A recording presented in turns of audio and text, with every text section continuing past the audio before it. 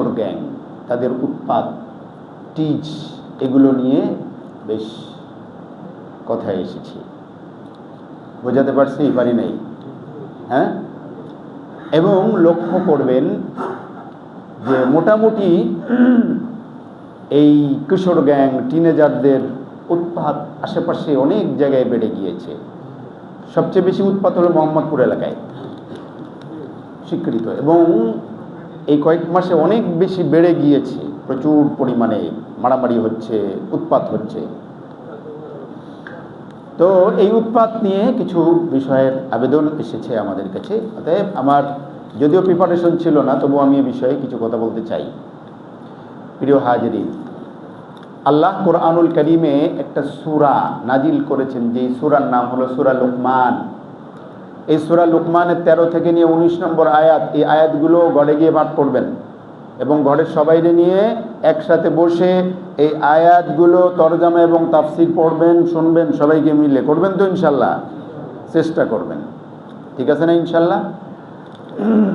এখানে আল্লাহ রাব্বুল ইজ্জতুল জালাল হযরত লুকমানের ভাষায় সন্তানের প্রতি পিতামাতার কি দায়িত্ব এবং কর্তব্য, এবং সন্তানকে মা বাবা কেমন শিক্ষা এবং দীক্ষা দেবে, দীক্ষা, লালন পালন, আরবিতে একটা শব্দ আছে তারবিয়াত, তারবিয়াত, তারবিয়াতের মধ্যে শিক্ষা, দীক্ষা, লালন পালন, এগুলোর এখানে মৌলিক 5টা বিষয়ের কথা আসছে। আমি এখানে একটু পরে আসতেছি। প্রিয় হাজিরিন, তার আগে বলি, দেখুন বর্তমান সময়ে আপনি লক্ষ্য করে দেখবেন ছেলেপেলের মধ্যে প্রচুর পরিমাণে পরিবর্তন, প্রচুর পরিমাণে কি পরিবর্তন, টিনেজার বা ইয়ংদের মধ্যে প্রচুর পরিমাণে পরিবর্তন এসে গিয়েছে, তাই না? পরিবর্তনের অন্যতম একটা হলো তারা প্রচুর পরিমাণে প্রতিবাদী। প্রতিবাদ ক্ষেত্র বিশেষ ভালো, আবার ক্ষেত্র বিশেষ কি মন্দ। অন্যায়ের বিরুদ্ধে প্রতিবাদ ভালো, কিন্তু কিন্তু যে কোনো বিষয়ে প্রতিবাদী হয়ে যাওয়া এটা বেয়াদবি করে তোলে, ঠিক কিনা? আপনারা লক্ষ্য করেছেন কিনা, একটা ভিডিও বেশ ভাইরাল হয়েছে, যেহেতু এগুলো আমরা এড়াই যেতে পারি না। তো এই কারওয়ান বাজারের ঘটনাটা, সম্ভবত কারওয়ান বাজারে একজন বয়স্ক মুরব্বী মানুষ, একটা উঠতি বয়সের একটা মেয়ে, হয়তো সম্ভবত বলছে, মা তোমার মানে একটু মানে পোশাকটা একটু সুন্দর করে একটা ওড়না টোড়না দিলে ভালো হতো না। মেয়েটা এই পরিমাণে রিয়াক্ট করছে, আপনারা যারা দেখছেন অনলাইনে, মানে একেবারে পারলে মুরব্বী দাড়ি ধরে একেবারে টাইম ছিঁড়ে খেয়ালায়, এমন একটা অবস্থা, উত্তেজিত। দেখছেন এগুলো? দেখেন নাই? প্রিয় হাজিরিন, এটা শুধু একটা চিত্র না, এরকম শত হাজার চিত্র। এবং আপনি দেখবেন এই ঘটনাকে একটা শ্রেণী, সুশীল শ্রেণী, মিডিয়া কিন্তু মুরব্বীর পক্ষে না দাঁড়িয়ে দাঁড়াবে কার পক্ষে? এই মেয়েটার পক্ষে দাঁড়াবে। মেয়ে মানে এখানে ছেলেও হতে পারতো, আমি মেয়ে বলেই করতেছি না। তো তাদের পক্ষে দাঁড়ায় এটাকে উস্কানি দিয়ে দিবে। তাহলে এই প্রজন্ম কিভাবে ভালো হবে? এই প্রজন্ম কিভাবে ভালো হবে? প্রিয় হাজিরিন, যুব সমাজের ধ্বংসের অন্যতম কারণ হলো তাদের অতি পরিমাণে স্বাধীনতা দিয়ে দেওয়া। স্বাধীনতা থাকা উচিত, কিন্তু অতি স্বাধীনতা এটা একটা জাতিকে ধ্বংসের দিকে ঠেলে দেয়। আপনাকে যদি একবার সব কিছু ফ্রিডম দিয়ে দেওয়া হয়, আপনাকে কারে ধরবেন, কারে মারবেন, কারেই করবেন, একেবারে ড্যাম কেয়ার, তাহলে আপনার স্বাধীনতাটা যেন অন্যের উপরে হস্তক্ষেপ না করে, অন্যের ক্ষতির কারণ না হয়ে দাঁড়ায়, সেটাও কি খেয়াল রাখতে হবে। এখন যদি স্বাধীনতা দেওয়া হয় যে ঠিক আছে পোশাক পরিচ্ছদ পড়ো বা না পড়ো, একেবারে নগ্ন হয়ে চলো, তাহলে সমাজ থাকবে, মানব সমাজ থাকবে, নাকি সেটা পশুর সমাজ হয়ে যাবে? আজকে দেখা যাচ্ছে বুকে ওড়না দিতে বলেছে, মাথায় ওড়না দিতে বলেছে, এই জন্যই করছে। কালকে যাচ্ছে একেবারে পশ্চিমা ধাঁচের একেবারে পরে, একটা ছোট গেঞ্জি পরে আর পরে যাবে, তখন এটাও তো আপনি কি করতে পারবেন না, বলতে পারবেন না, পারবেন? তারপরের দিন যদি একেবারে পুরো বিবস্ত্র হয়ে যায়, এখানে তো আপনি বলতে পারবেন না। তাহলে তখন কি সমাজ সমাজ থাকবে, এটা কি সভ্য সমাজ থাকবে, এটা কি মনুষ্য সমাজ বলবে নাকি, এটা সেটা পশুর সমাজ হয়ে যায়। প্রিয় হাজরিন, কথা হলো দায়টা কার? এক নম্বরের দায় হলো পিতামাতার। এক নম্বরের দায় কার? যে মেয়েটা তার বাপ বয়সী একটা মানুষের সাথে এমন উত্তেজিত ভাষায় তাকে একেবারে কেমন যেন খেয়ে ফেলে, তাকে এখন বেচারা যেন এই কথা বলে এখন চোর হয়ে পালানোর অবস্থা, বয়স্ক মুরব্বীজন। কথা বোঝাতে পারছি? হ্যাঁ, সেই মেয়েটা বা ছেলেটা সে তো মাটি ফুঁড়ে ওঠে নাই, উঠছে নাকি? মানে মাটির তলে বীজ ছিল, বীজ জায়গায় উঠছে আর কি, না আসমান থেকে কেউ ফালাই দিছে। কোনো না কোনো মা বাবার সন্তান তো নাকি, কোনো না কোনো মা বাবার সন্তান। তাহলে তাদের মা বাবা কি এতটুকু ন্যূনতম আদব ভদ্রতা শিষ্টাচার শিখায় নেই? আমাদের এখনো মনে আছে ছোটবেলায়, আপনাদের এখানে যারা আমার চেয়ে বয়সে বেশি তারা আরও ভালো, ছোটবেলায় আমরা যদি কোনো বাচ্চা কাচ্চার সাথে খেলতে গিয়ে দৌড়াতে গিয়ে কারোর সাথে কি করছি, এই মারামারি করছি, বা দেখা যাচ্ছে কেউ আমাকে দুটো থাপ্পড় লাগাই দিয়েছে, তো কানতে কানতে এসে মার কাছে যখন বিচার দিয়েছে অমুকে মারছে, তখন আরও দুইটা লাগাই দিয়েছে চটকানা, লাগাই দিয়ে কইছে এত মানুষ থাকতে তোরে মারছে কা, তোর সমস্যা আছে দেখেই মারছে। এরকম অবস্থার সম্মুখীন কেউ হয়েছেন না হন নাই? আমি জিজ্ঞাসা করছি, হয়েছেন? তাহলে দেখেন এই হয়েছেন, এই সন্তান সামনে উল্টাপাল্টাকে দৌড়ে গেছে আসে মার কাছে বিচার দেয়, বাপের কাছে কয়তে করতে গেলে ডবল চটকানা খাইতে হবে, সাহস করবে না।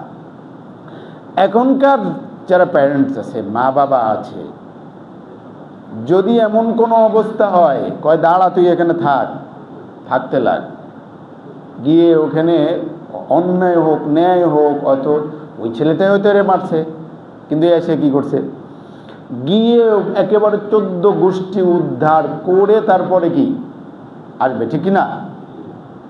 তাহলে এই সন্তানরা তো বেয়াদব বানাই হালাইতেছি, ঠিক কিনা? শুধু এতটুকুই বলতেছি না, এরকম হাজারো দৃষ্টান্ত আছে। আমরা আমাদের সন্তানদের কি আসলে কি সেভাবে তারবিয়াত করতে পারতেছি, লালন পালন করতে পারতেছি? বড়দের প্রতি আমাদের যে করণীয়, বড়দের প্রতি দেখা যাচ্ছে চাচার প্রতি, দাদার প্রতি, তারপরে বড় ভাইয়ের প্রতি, এইগুলো করণীয়, এগুলোকে আমরা শেখাচ্ছি না, বরং শেখাচ্ছিটা কি? আমরা মাফ করে দিয়েন, হয়তো মা বোনেরা আমার আওয়াজ শুনতে পাচ্ছেন। শেখাচ্ছি কি? শেখাচ্ছি সংসারে আসার পরে একজন নারী 6 মাসের মাথায় একেবারে কি আলাদা হয়ে যেতে চায়। তো বড়দের ছোঁয়াই তো পাচ্ছে না এই বাচ্চা কাচ্চাগুলো, পাচ্ছে? কিভাবে তারবিয়াত করতে হয় সে শিক্ষাই তো পাচ্ছে না। এরপরে যখন একটু একটু বড় হচ্ছে, বাচ্চাটা একা একা বড় হচ্ছে, একা একা কি হচ্ছে, বড় হচ্ছে, এটা কি জেনারেশন গ্যাপ হয়ে যাচ্ছে না? এই গ্যাপটা শুধু ছোটোখাটো গ্যাপ না, এই গ্যাপটা একটা বড় একটা গ্যাপ। কেন কিশোর গ্যাং তৈরি হচ্ছে? এই একা একা যখনই হচ্ছে, মানুষ দেখেন সঙ্গী ছাড়া চলতে পারে না, বন্ধু ছাড়া চলতে পারে না। ছোটবেলায় আমাদের বন্ধু হলো কি, আমাদের দাদা দাদি নানা নানিরা হলো সবচেয়ে বড় বন্ধু। হ্যাঁ, তাদের কাছে গল্প করা, গল্প শেখা, এইগুলো থেকে তো কি বড় হওয়া। যখন একটা ছেলে বা মেয়ে একা একা বড় হচ্ছে, তখন তার মানে কাছের মানুষ বলতে হয়ে দাঁড়ায় তার ক্লাসমেট, বন্ধু, আশেপাশের। আর এরা তো সবাই একই বয়সের, সমবয়সের, ঠিক কিনা? তাদের মধ্যে কোনো ভারসাম্যতা নাই, আছে নাকি? হ্যাঁ, তাদের মধ্যে কোনো ভারসাম্যতা আছে? আচ্ছা বলেন তো, 1000 ছাগল মিলে একটা উট তৈরি হবে? হ্যাঁ, 1000 ছাগল সমান সমান একটা উট, অঙ্ক কি তাই বলে? তো বিষয়টা যেই বয়সে তারা দেখা যাচ্ছে হচ্ছে, তখন তারা অভিভাবকহীন অবস্থায় কিন্তু বড় হচ্ছে, কোনো বড়দের গাইড ছাড়াই বড় হয়ে যাচ্ছে। তখন তাদের মধ্যে নানাবিধ পরিবর্তন হচ্ছে। আর হয় বয়সের চেঞ্জের সাথে সাথে পরিবর্তন হয়। এই পরিবর্তনটা যখন তারা করতে পারতেছে না, তারা তাদের সমবয়সীদের সাথে করতেছে, তখন তারা তাদের মতো করে ভাবতেছে, সমাজটাকে তারা তাদের মতো করে ভাবতেছে। দেখুন, একটা 15-16 বছর বয়সের ছেলের হাতে যদি একটা বাইক দিয়ে দেওয়া হয় আর হাইওয়েতে উঠায় দেওয়া হয়, সে তো মনে করে বাংলাদেশের প্রধানমন্ত্রী আমি। তার শরীরের মধ্যে এমন একটা ফিলিংস চলে আসে, গাড়ি 120 কি, যদি 180 উঠানো যায় তাও উঠায় ফেলাইব। তার তো কোনো পিছুটান থাকে না, থাকে নাকি? কিন্তু একজন 70 বছর বা 65 বছর বয়সের একটা লোকরে বাইক দিয়ে কয় যে আপনি 80 গতিতে চালান। 80 গতি থেকে মূর্তি চালামো নাকি? আমি তো 30-এর উপরেই গতি উঠাবো না। কথা ঠিক না বেঠি? তার অভিজ্ঞতা, তার অনেক কিছু নানাবিধ ইসের কারণে বাস্তবতা। তো একজন মানে ইয়ং টিনেজার, সে বাস্তবতার মুখোমুখি না থাকার কারণে সে দুনিয়াটাকে পুরো রঙিন চশমায় দেখে।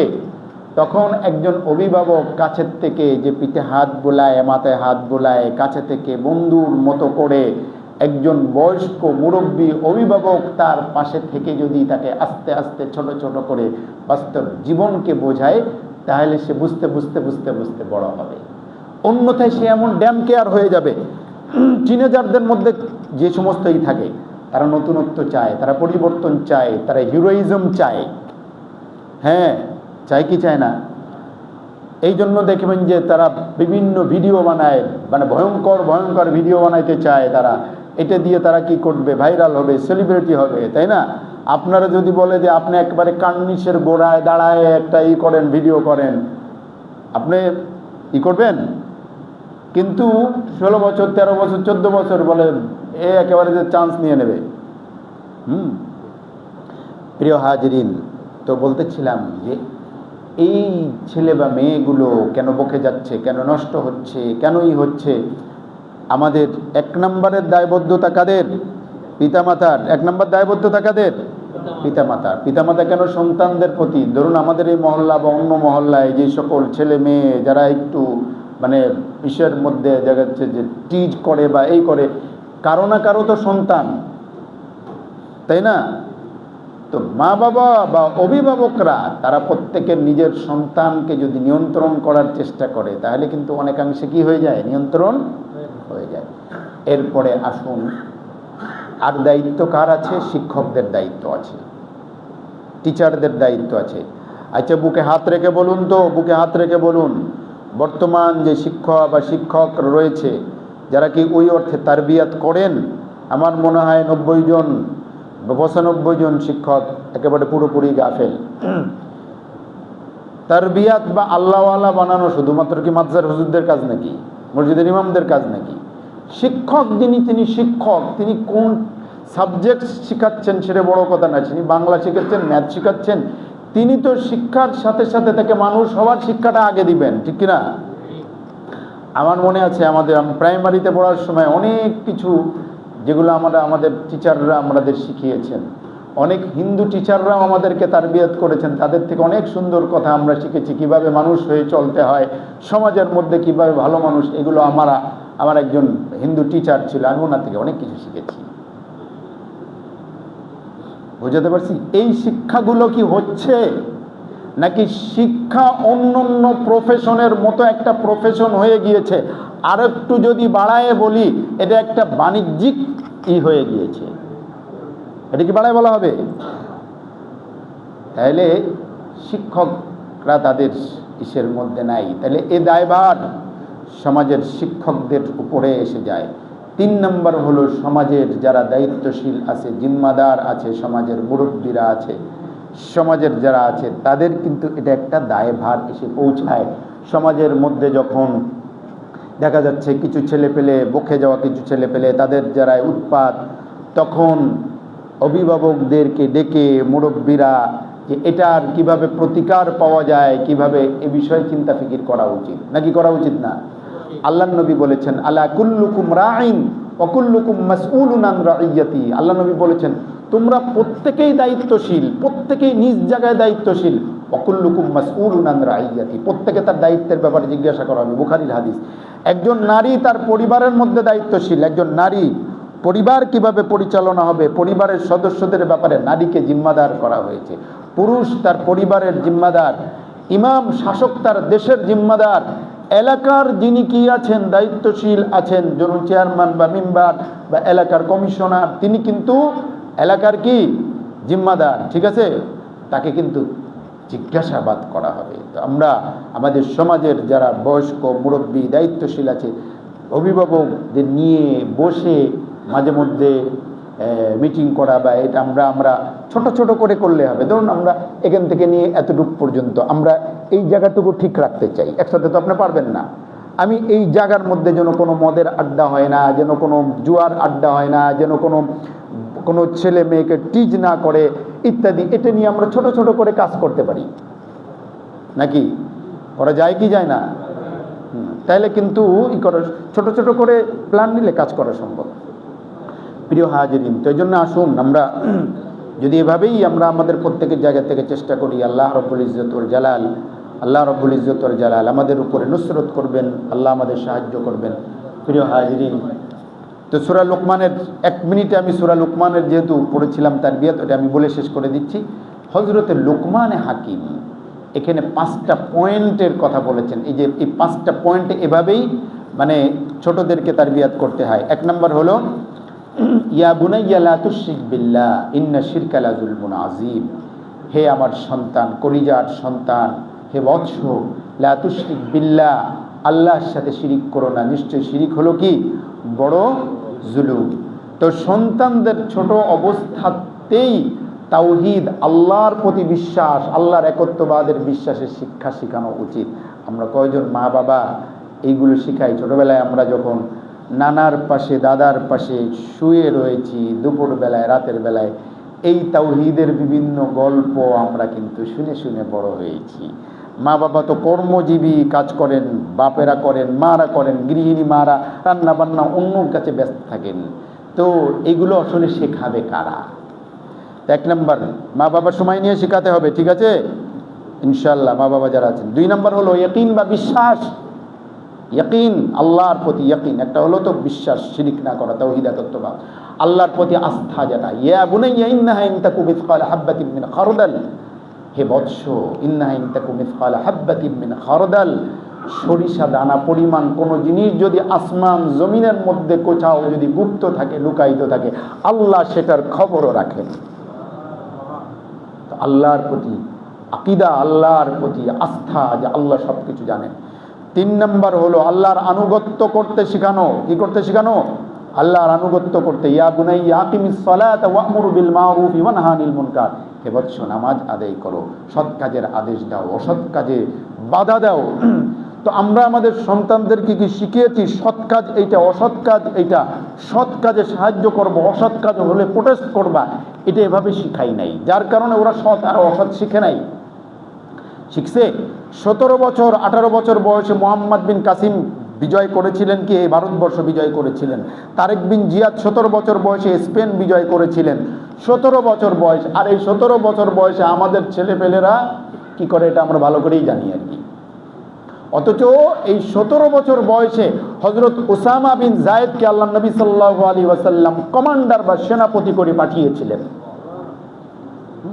তো আমরা তাদেরকে কেন সেই স্পৃহা, আমি একটা জাস্ট উদাহরণ দিলাম, তাদেরকে সৃজনশীল বিষয়ে কেন আমরা আগ্রহী করতেছি না? সৃষ্টিশীল বিষয়ে কাজ করতে কেন আমরা তাদেরকে করতেছি না? নতুন ভালো কাজ তাদেরকে লাগাই দিলে ইজালা নেই ইমালা, একটা কথা আছে যে হযরত ওমরের মধ্যে সাহসিকতা ছিল, সেই সাহসটা আল্লাহ নবী সাল্লাল্লাহু আলাইহি ওয়াসাল্লাম ভালো দিকে সরাই দিলেন।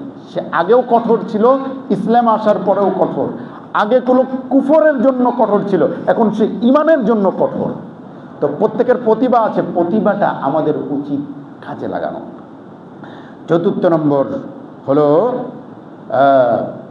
মুআশারা, সমাজবোধ, আদব বা শিষ্টাচার, হ্যাঁ। এবং 5 নম্বর হলো উত্তম আখলাক শেখানো।